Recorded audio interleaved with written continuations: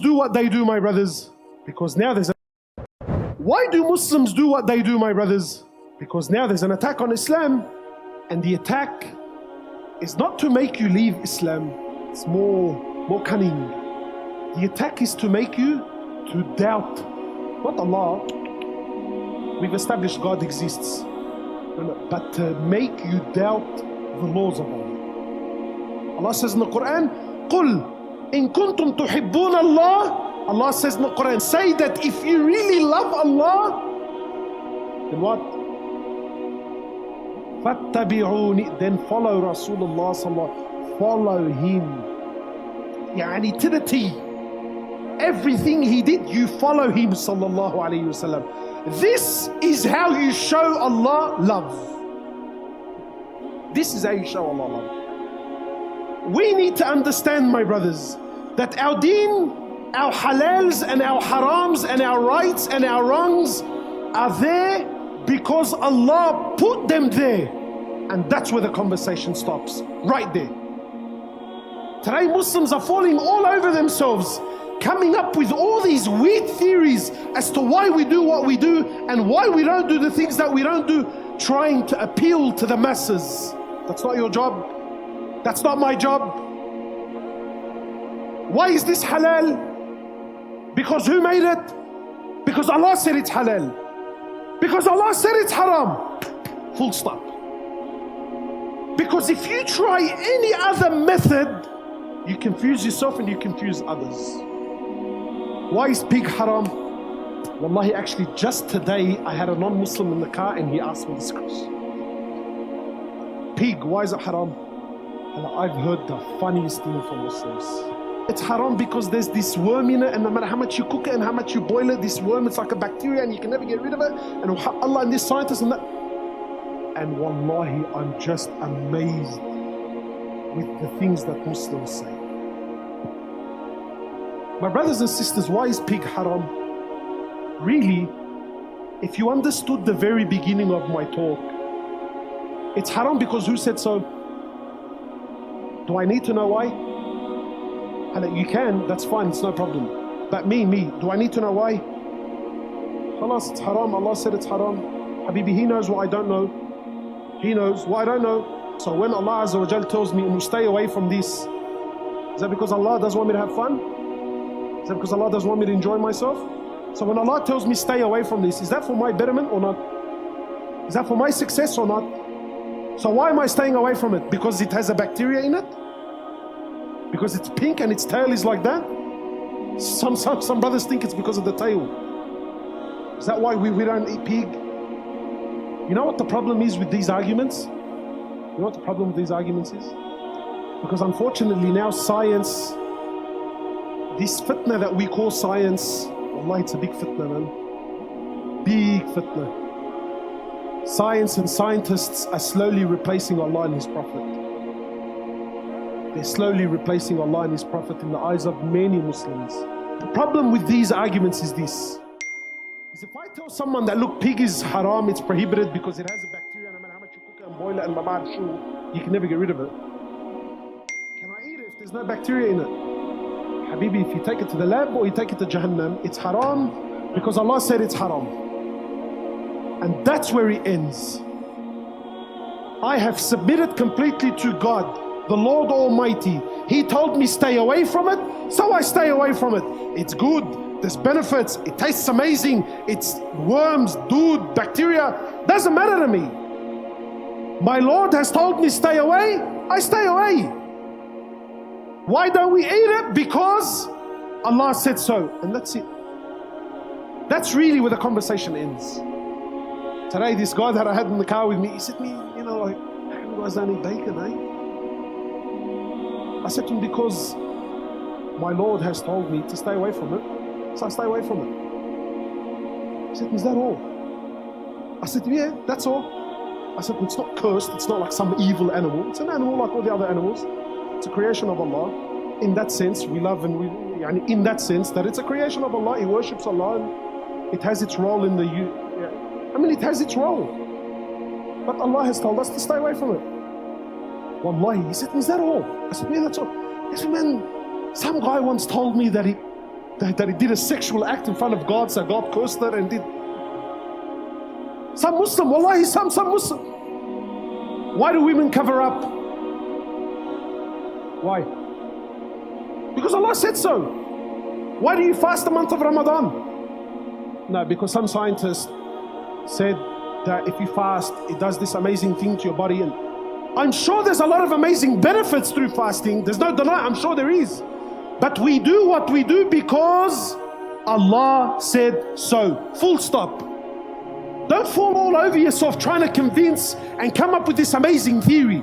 You and I as Muslims, we do what we do because Allah said so, and we don't do what we don't do because Allah Azza wa Jalla said so. He knows what I don't know. And my job as a Muslim, someone that has submitted completely to Allah, is to follow and to obey. And if I follow and I obey, whether people like it or not, you will find happiness and success in this world and in the hereafter. And you know what I find amazing, my brothers? You know what I find amazing? Is sometimes when you say this to people, nah brother, not me, I have to know. When you accepted Allah in the beginning, you accepted Him to be the all-knowing, true or not, the all-seeing, the all-wise, the all-powerful. So when this Allah sends me something, He says to me, don't do it, I don't need to investigate after. You can, that's fine. There's no problem in you finding out the wisdom behind things. That's fine. But to question Allah, and again, this is what I find interesting. This same brother, every single one of us, we submit to anything and everything else except when it comes to the things I should be submitting to with my eyes closed. I'll give you an example. Wallahi, most of us, so that I don't fall in trouble, most of us here now, yeah, when you go to the doctor, does anyone question the doctor? Do you? You don't? Generally speaking, when you and I go to the doctor, you know and I know, hey, where he's from, where he's been, what he... You have no idea. Wallahi, you got no clue. You go to the doctor, and I don't know, I walked in, the guy was wearing a suit and a tie, he's sitting behind the table, and there was a certificate on the wall, bro. What else do you want from me? What else do you want, brother? I walked in, he was in a suit and a tie, he was sitting on a nice desk, he had a nice pen, and there's a certificate. Where the certificate is from, who signed it, does that university actually exist? You got no idea, nor did you check it, nor did you do your background checks. How come you don't apply your logic here? Why do we pick and choose? Then you walk into the pharmacy, wallah, and the only guy that's better than the doctor for me is the pharmacist. Because you know and I know, the only thing that convinces you he's a pharmacist is what? Is the white shirt. If the guy serving you isn't wearing one, tell him, brother, please, can you call the guy in the back? Then he comes, he looks at that piece of paper that you've been looking at for half an hour, you got no idea what's going on. He looks at it for barely a moment. Oh yeah, he goes, he gives you a drug, a drug. And he tells you, yeah, make sure you take this 3 times a day after a meal, and you take it, and you got no idea. None of us ever looked at the back of the packet and said, yeah, but why does it have 0.2 grams of oxamalactose? I don't know what that is. I don't know idea. You don't question. And you take it 3 times a day after your meals. Why? Because the doctor said so. The doctor knows what I don't know. And then if I want to get better, then you need to follow the doctor's orders. Throughout the whole process, you didn't ask a single question. You didn't raise a single eyebrow. From one guy to another, you're putting a foreign object, a drug, down your throat, followed by water, with yaqeen and conviction that this is good for me. But every Tom and Harry wants to question Allah as to why He did and why He didn't. You want to make up your own rules, fine. But don't call it Islam. Don't twist and play with the deen of Allah to make it, fit your whims and your desires. It's not how it works. That's not Islam. That's your own version of events. Islam is what Allah and His Prophet wants. The deen of Allah is not a game, my brothers. The deen of Allah is not a conversation, wallah. It's not like the World Cup where we sit down and we speak about this player and that player and this team and that team. The deen of Allah is complete, it's perfected. My job and your job is to submit fully. Wallahi, and please take these words very carefully, because I know it's going to open a lot of doors of fitna for some people. I would just rather someone say to me, look, the deen of Allah is perfect, but I'm just weak. I can't do this act of worship. I'm not giving you excuses, but I would rather you say, look, the deen of Allah is perfect, but I just can't do this currently right now, but inshallah I'm working on it, than to twist and play with the deen of Allah so that it suits your whims and your desires. This deen is based on submission, obedience, my brothers. That when Allah says jump, we say what? How high? And don't let this door of logic, no, but brother, you know what, I'm thinking about it logically. Habibi, wallahi, you can use logic to establish Allah. If there's a non-Muslim, we say to the non-Muslim that he can use his logic to establish the existence of God.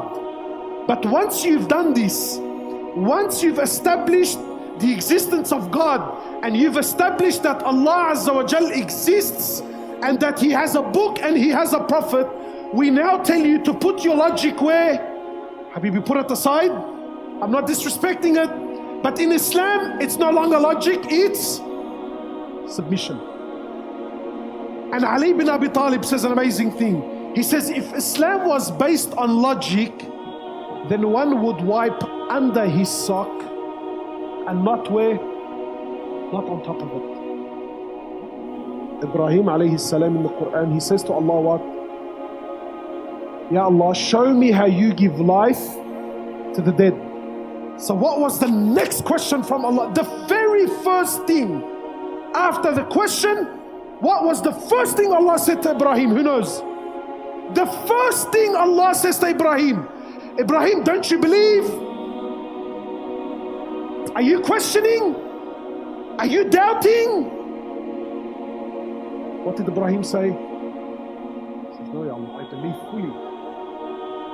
I don't doubt you at all. But to strengthen my iman, I'm not doubting you, Ya Allah. I know you can do it. But I want you to show me to strengthen my faith in you. So there's no problem in questioning to understand the wisdom behind something, to strengthen your faith, but don't ever question Allah and His Prophet.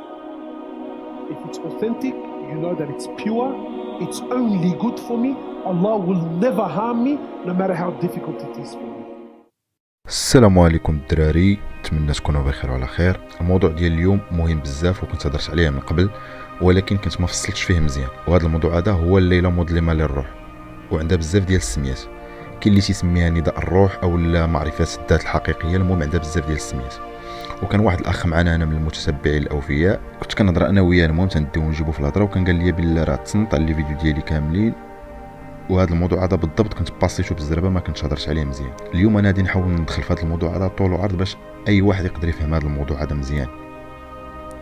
المهم الليله مظلمه للروح شنو تتعني؟ هي بالضبط